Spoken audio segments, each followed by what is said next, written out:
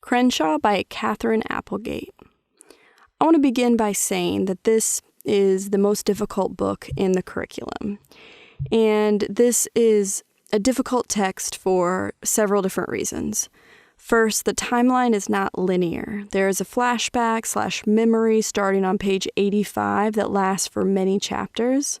The author signals the reader by writing, "Me, I couldn't sleep. I was too busy remembering." This memory is about the first time Jackson, the main character, and his family were homeless. And this flashback or memory is key in understanding Jackson as a character. It's also difficult because nothing in this book is explicit. Everything is underneath the surface.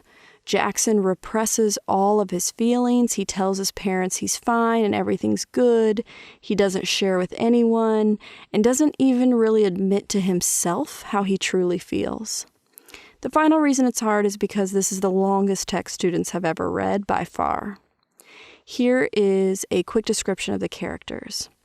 Jackson is a facts kind of kid. He doesn't like anything imaginary or make-believe. He doesn't even like stories because he thinks they're lies. Jackson is witty and wise, and although he's in the 5th grade, he thinks of himself as an adult. He thinks he can handle the truth, and what he wants most from his parents is the truth. Jackson's parents are exactly the opposite of him. Jackson's mother is a music teacher who is laid off. Jackson's father has multiple sclerosis, which forced him to quit his job building houses. But they constantly look on the bright side, and they make jokes about what's happening, and they never really face the facts and make a plan. Robin is Jackson's little sister. She's a great minor character. She's lovable and funny and annoys Jackson a lot, but deep down they have a great relationship.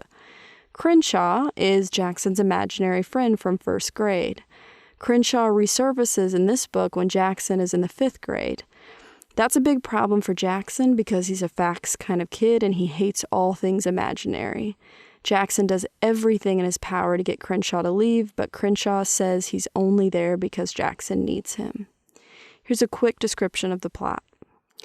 Jackson can tell that his parents are beginning to struggle again. There's not ever enough food in the house. They're beginning to sell their things. His mom loses her job, and his dad can't do his old job because of MS.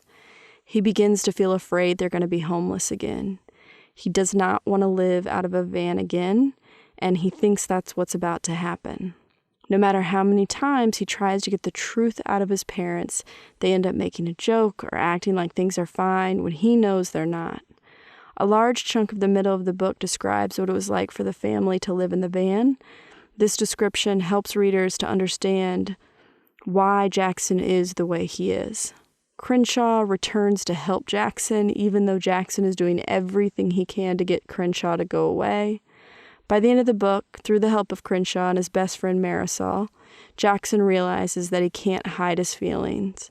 If he's a facts kind of guy, if all he wants is the truth, then he has to be truthful about the way he actually feels. Jackson finally tells his parents everything, how afraid he's been that they're going to be homeless and how angry he feels when they make everything a joke. After a hard but good discussion, Jackson and his parents understand each other and promise to do things differently. Ultimately, Jackson's family doesn't end up homeless again. They find a very small apartment above someone's garage where they can stay for a month or two to figure out what's next. For this book, I would also recommend going into the lesson plan, reading all the focus questions and exemplar responses, and then you'll be all set to teach this book.